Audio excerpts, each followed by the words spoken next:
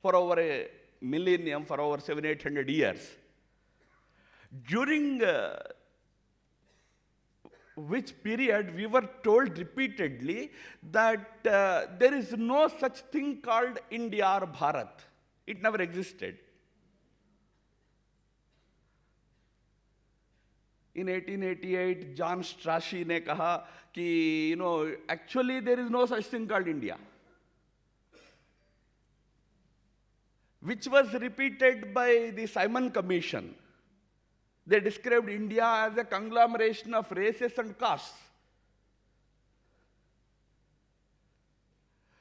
Because of this repeated hammering, we also started believing that probably we were never a nation. There was never a nation called India or Bharat.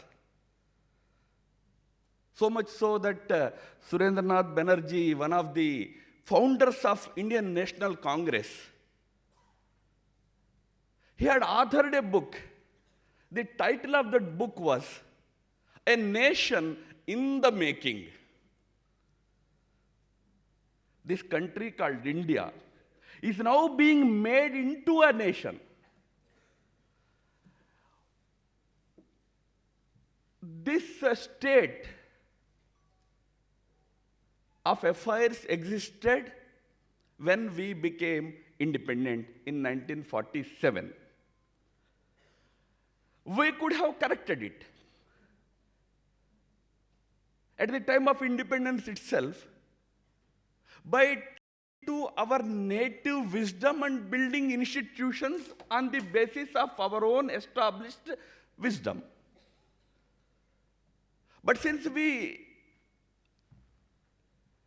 internalized this idea that there is no such thing called our wisdom, whatever wisdom is there, it existed only in the West.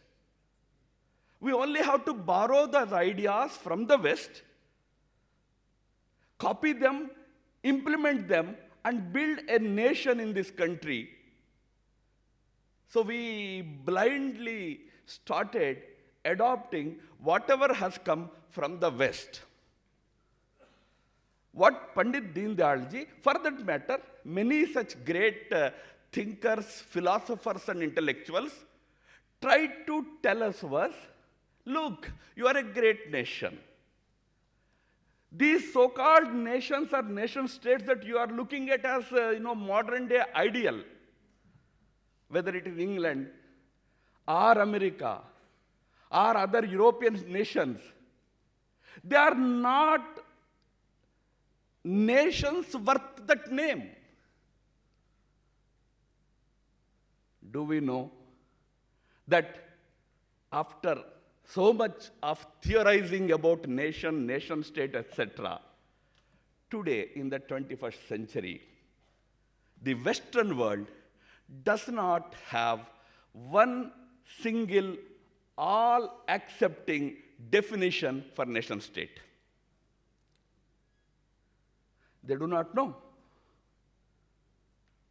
What we see as ideal in the West is not an ideal, but it's a confusion.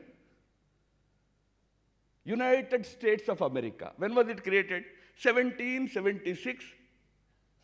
Jefferson brought together 13 different states and declared that from today we reject these European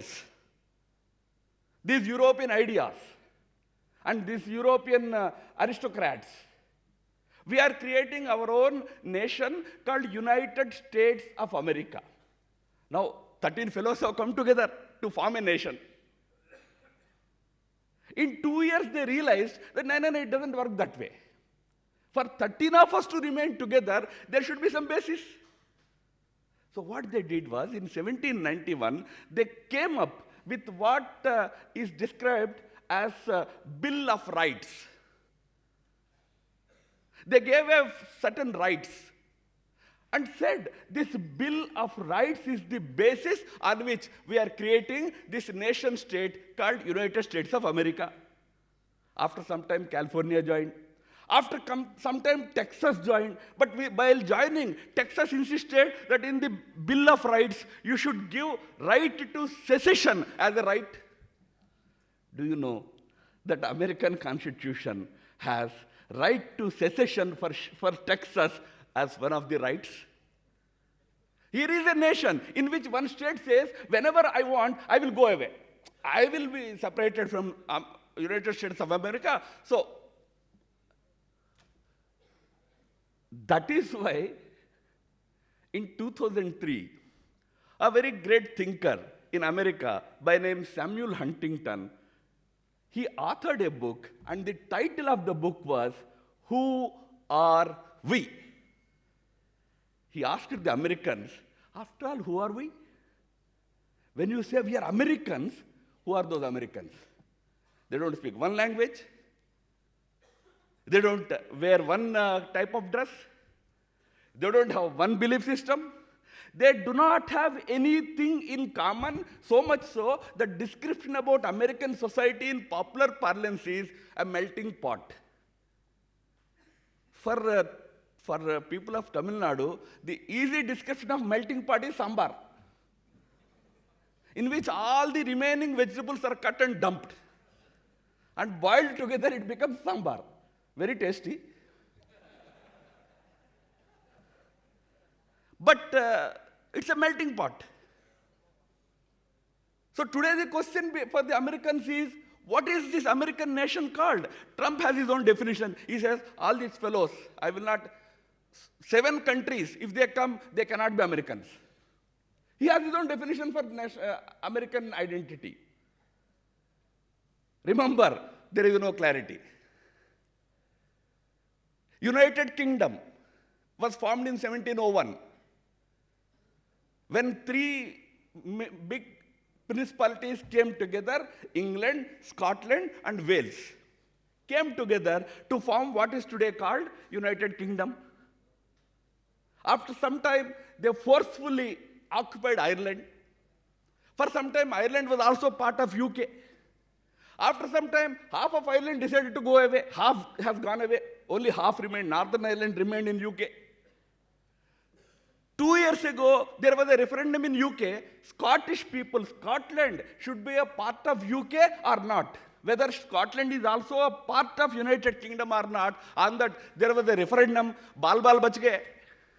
You understand bal bal bach gaye? Narrowly, they won this referendum, and UK remained intact. Now there is going to be another referendum, likely in 2018. What are you looking at? They are not your ideal. Because they themselves are confused. Then you may say, no, that's okay, but there were civilizations before them. Yes, there were ancient civilizations, which Muhammad Iqbal, in his celebrated poem, Sare Jahan Se Acha, he refers to them. Yunan, Mishra, Roma, sab mit gaye jahan pe, kuch baat hai ki hasti mitti nahi hamari. He said, Yunan, the ancient Egypt, Rome, these civilizations are ancient civilizations. They all have disappeared.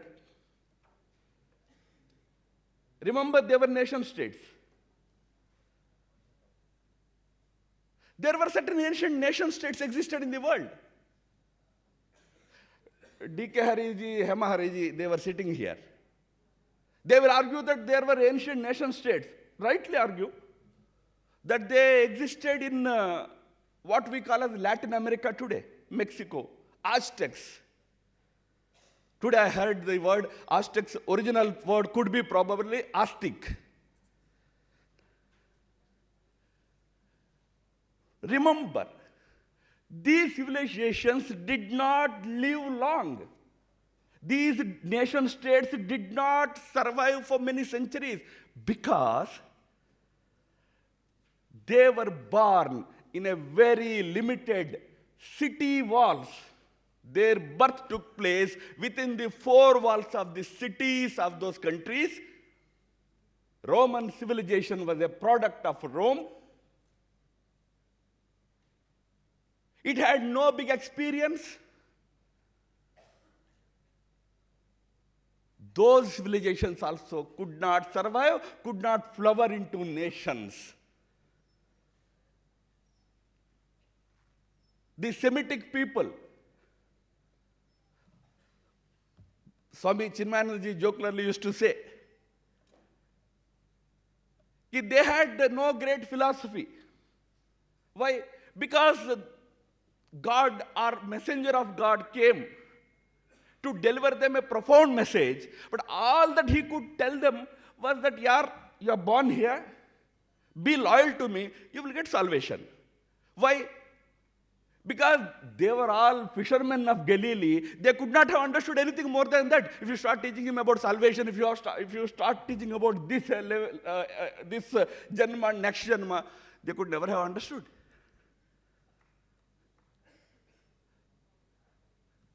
Remember, it is here, in this country, that you have not only produced great ideas, but with the strength of those great ideas, you have created a nation which has been existing for millennia unbroken. Our civilization was not born in the four walls of any city. It was born in the open skies, in the forests, on the banks of great rivers. That is why it's a great, its scope is wide. It's a philosophy that has evolved over millennia. No single person has any copyright or ownership or patent over this philosophy. But do we realize that we are the great inheritors of that great civilizational idea called Bharat, called Hindustan? Saraswati Amma said, Jai Hind. This Jai Hind is not about any land. This civilizational nation is not about land, it's not territorial.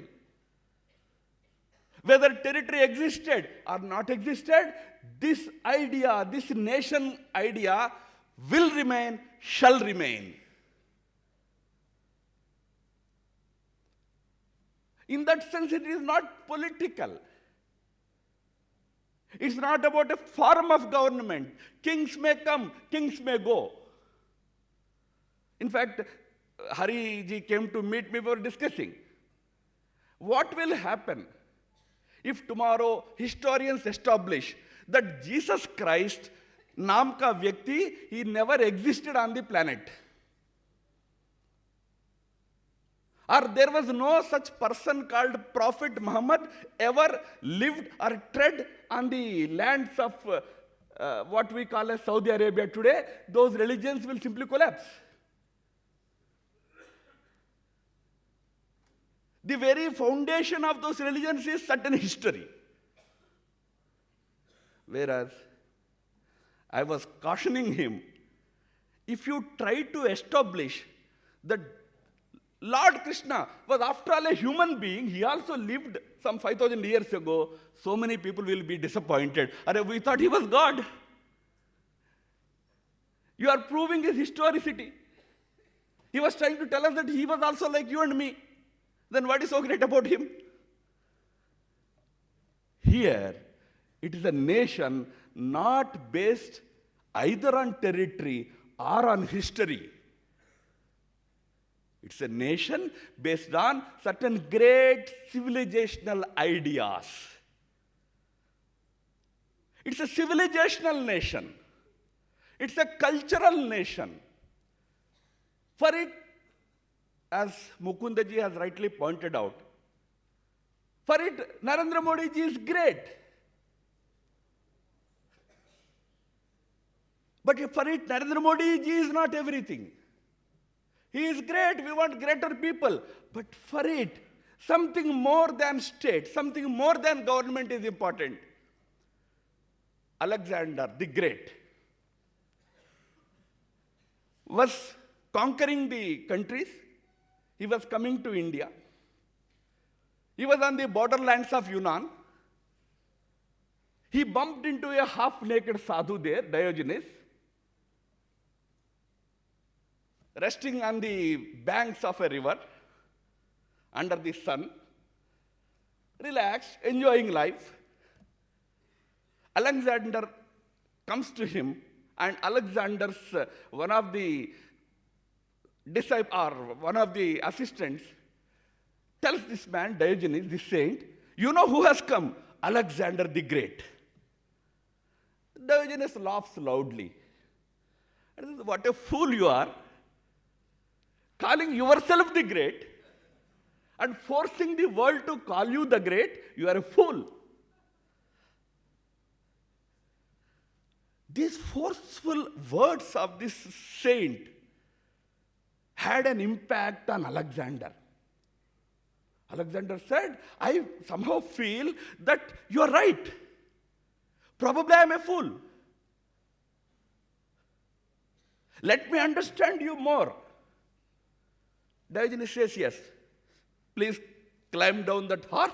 Come to me. I will tell you what is really the great.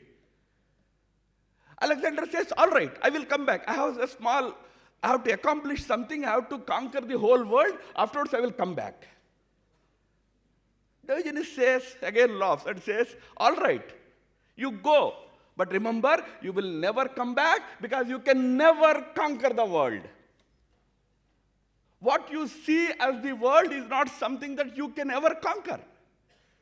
If you really want to conquer the world, come with me.